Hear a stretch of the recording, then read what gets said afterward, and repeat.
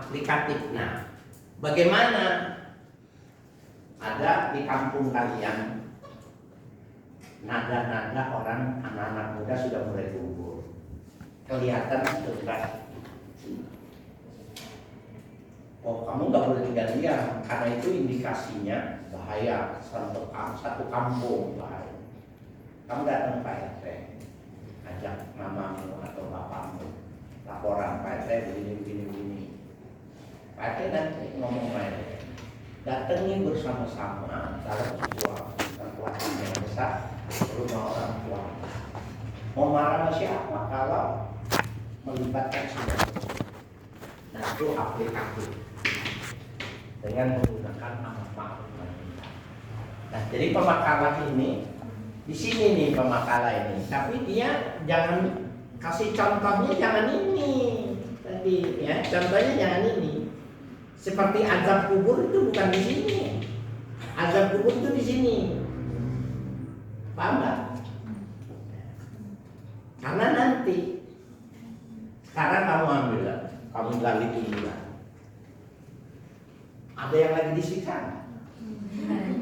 Hah? Enggak ada. Hanya satu yang. Nah, ini menarik nih. Tentang ya bisa apa itu yang dimaksud dengan wa'idu itu. Idza dafantum syaribal khamr, bila kalian kuburkan jenazah peminum khamar, bila kalian kuburkan orang yang menggunakan narkoba, suman basyu, kemudian kamu gali lagi, kamu kubur, tinggal di belakang, balik lagi, gali lagi, ambil lagi. Fa'ilan yang qalibu anil kiblat faqtulun. Kalau jenazah itu tidak berbalik membelakangi kiblat, tidak membelakangi kiblat, bunuh aku, kata Ibnu Mas'ud. Nah, itu namanya wa'id, bukannya tanzir. Bedanya ya. Jadi kehidupan setelah kematian. Tapi kalau konteksnya itu pembuktiannya adalah pembuktian faktulumi, ada teks kalimat faktulumi, bunuh aku, dia boleh masuk juga tanzir, bisa. Karena apa? Mumpung aku masih hidup, ayo buktiin, bunuh aku kalau jenazahnya itu tidak diterima, menghadap kiblat aja nggak mau dia.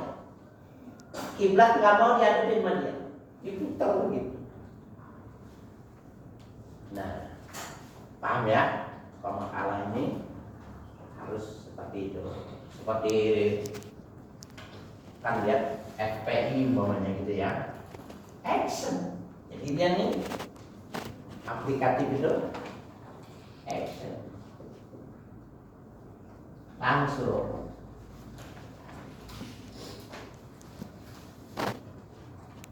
Jadi betapa diksi yang dipilih oleh Al-Quran itu luar biasa. Sedikit saja punya konotasi yang tidak sama, yang berbeda. Jadi pilihan katanya itu begitu sangat luar biasa. Yang kalau di dalam bahasa Indonesia, saya pernah kasih contoh itu. Khair bagus, Hasan bagus, Bir bagus, Tayyib bagus, Ma'ruf bagus. Ya, karena bahasa Indonesianya yang lemah. Padahal diksi itu, setiap kata di dalam Al-Quran itu punya konotasi yang berbeda. Pakar linguistik dunia, Muslim, ahli bahasa yang menguasai 12 bahasa di dunia itu, ada saya lupa namanya. Dia mengatakan hanya bahasa Perancis yang representatif untuk menerjemahkan bahasa Al-Quran.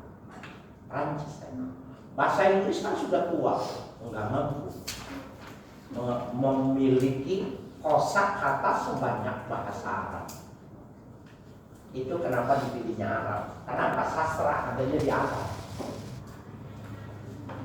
Nah, sampai kalau kata kita kan sama saja nih. Kau sama takdir, roja sama takdir, ya sama takdir, tanzil, kau sama tanzil, sama juga sama wahid, sama juga sama nabi, ya? Iya. Enggak, beda-beda. Nah, sekarang jadi bisa kita katakan bahwa tafsir dan tanzil itu pertama mad'unya, audiensnya adalah audiens yang tetap dan model pendidikan yang berkesinambungan, kampus, lembaga-lembaga training. Nah sekarang kalian kalau mau tahu, saya itu diminta gini, Pak Kiai bisa nggak kita mendapatkan pendidikan selama 6 hari, ada yang minta 5 hari di hotel, dia bersama anak, bersama istrinya, tapi materinya sirah nabawi, dari mulai ibu bapaknya meninggal sampai Nabi meninggal itu. Orang sekarang maunya belajarnya begitu. Gak mau dia ngaji, dia maunya ngaji seminggu langsung ngerti. Kenapa? Karena kebiasaan di YouTube itu pendek, cepat. Makanya kalian mesti ngerti nanti di dalam berdakwah itu kondisi. Nah, iya tadi yang saya bilang, psikologi massa yang mesti dipahami. Ya, bagaimana kejiwaan masyarakat itu mesti dipahami. Kamu kalau nonton YouTube kepanjangan, ujungnya apa sih? Ya, akhirnya mereka belajar maunya belajar fikih maunya seminggu, tapi belajarnya begitu. Jadi saya kebetulan belajar di Sampurna Strategic Square, itu maunya ngajinya gitu. Jadi 4 minggu sebulan sudah nggak belajar lagi. Belajar tauhid seminggu, belajar fikih seminggu, belajar sirah seminggu, belajar tasawuf seminggu. Kita nggak belajar. Kalau kita nggak mau nih, nanti mas nggak belajar. Biarin deh turutin. Mudah-mudahan ada semangatnya. Nah, pinternya kitanya yang ditugasin itu setiap ujungnya itu koma bukan titik. Sehingga dia bilang, aduh nanti terusin kata, oh iya nanti lagi. Ya, jadi metodenya jangan ada titik, koma. Semuanya bergantung, langsung tutup aja. Nah, karena waktu udah habis, wassalamualaikum warahmatullahi wabarakatuh. Wow, rame ya. Jadi kita jangan patahkan. Biarin aja mau jadi yang penting dia tetap belajar. Nah, oke. Kemudian khusus tafsir menarik. Tafsir dan tanzil itu tidak mesti membaca Al-Quran, tidak mesti membaca al-hadis untuk menggambarkan tafsir. Kalian bisa menggambarkan kondisi objektif satu masyarakat yang itu menggambarkan sebuah tafsir. Seperti umpamanya kita lihat sirah nabawi.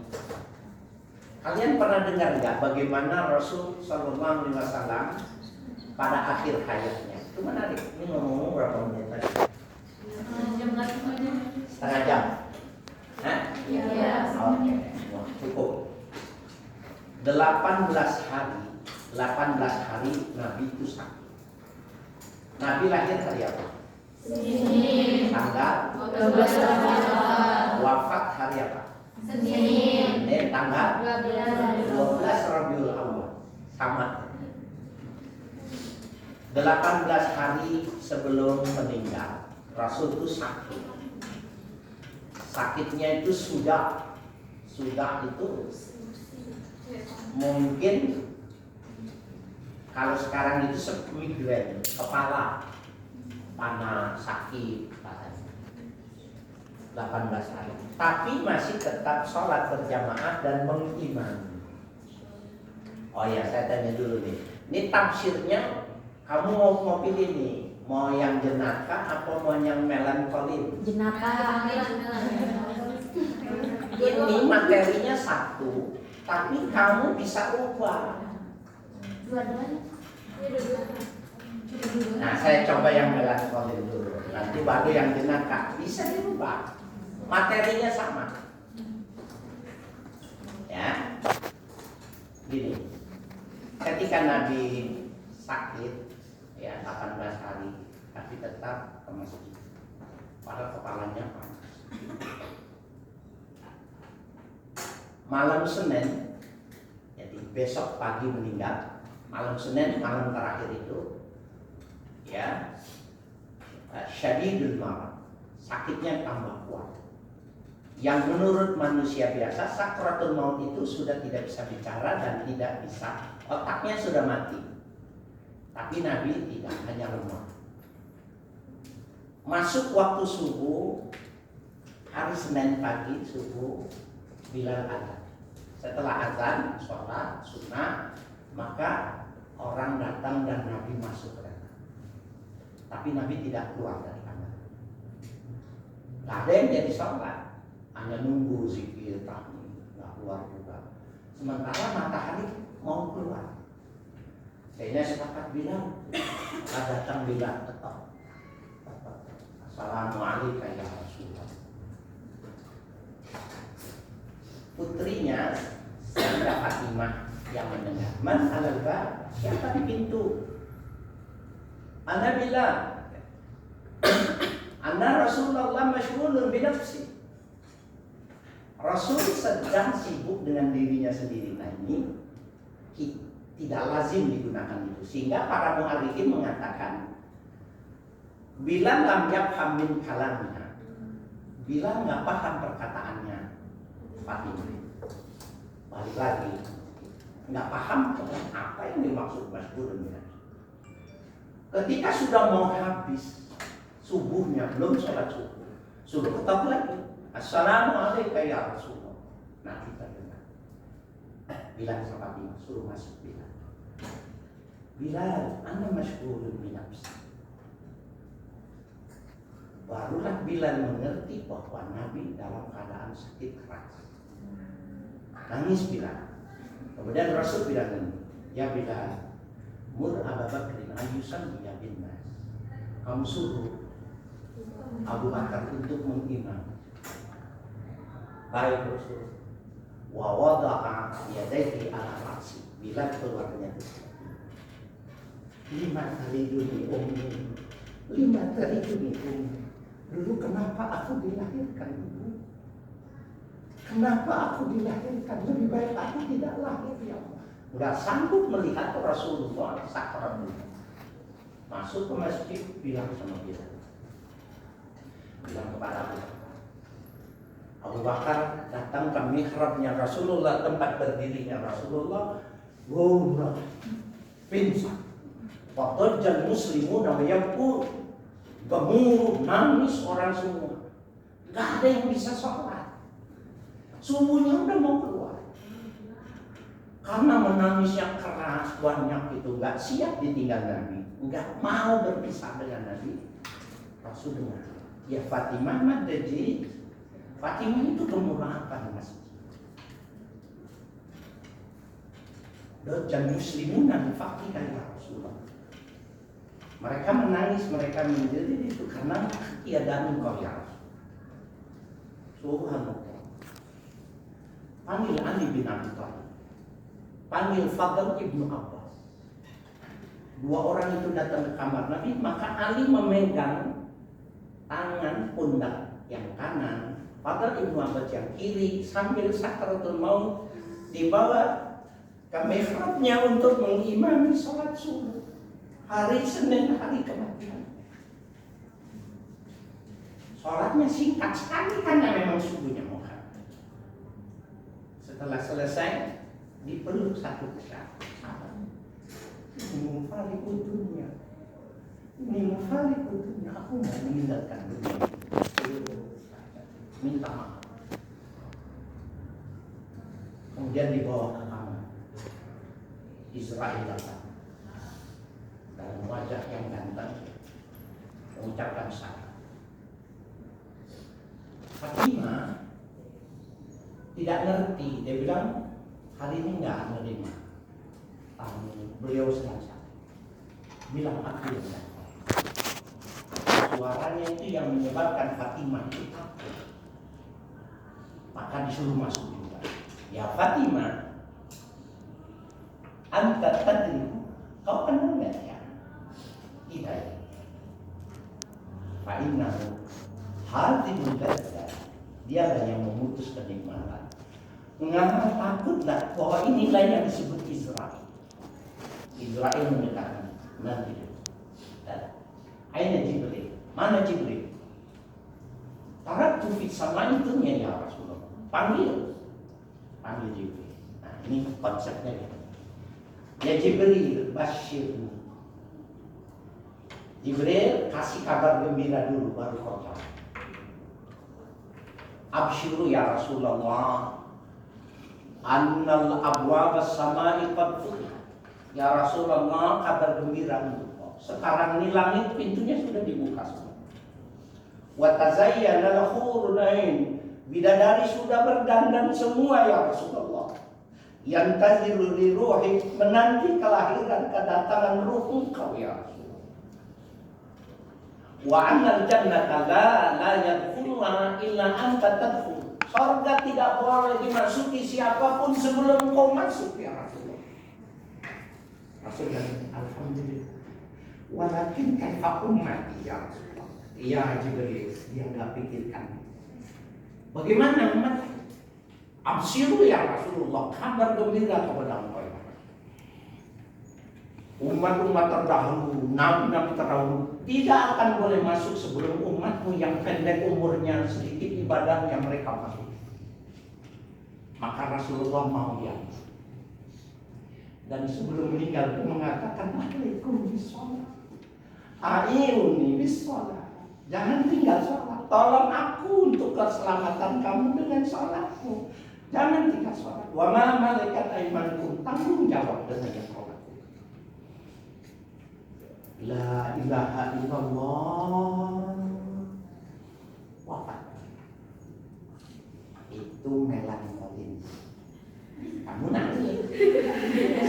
Saya rem-rem dikit. Kenapa? Nanti menyampaikan metode yang satu, kamunya. Itu namanya tafsir. Kapan dilakukan tafsir itu? Umpamanya ini seperti ini, bulan Maulid.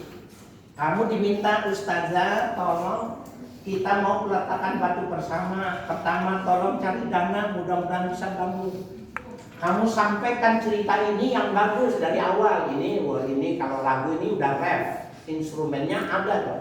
Kalau kamu sampaikan ini, ibu-ibu itu begini.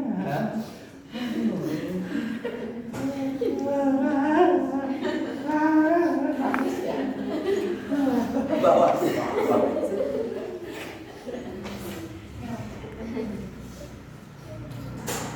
Tafsir. Nah, MDA ini metode dakwah Al-Quran bukan teoritis, praktek. Kalau kamu nggak bisa mempraktekannya, saya gagal ngajar di kelas. Seperti pengajar terjun payung, diajarnya teori doang terjun payung. Suruh terjun mati lah. Orang nggak pernah praktek. Nah, kan nggak mungkin juga mempraktekkan dalam jumlah sepatutnya.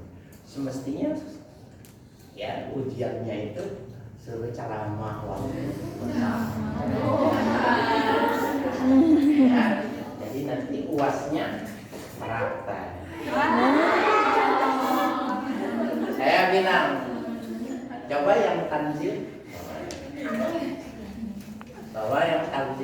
yang tadi. Nah, bagaimana kamu yang hisbah? Kamu bawa kayu kok.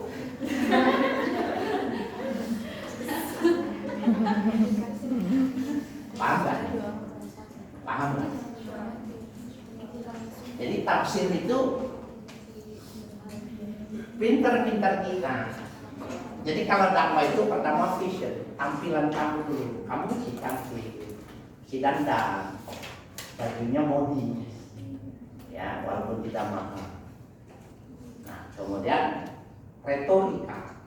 Biasakan menggunakan retorika. Ya, bahasa, keindahan bahasa. Retorika itu ini. Itu terdiri dari keindahan bahasa, intonasi bahasa, dan ekspresi. Ya, nah, kalau ini sudah kamu kuasai, baru yang ketiga itu materi yang kamu kuasai. Kenapa? Ngerinya ada tanya jawab. Nah, tanya jawab, pertanyaan itu lihat. Semaunya dia nanya.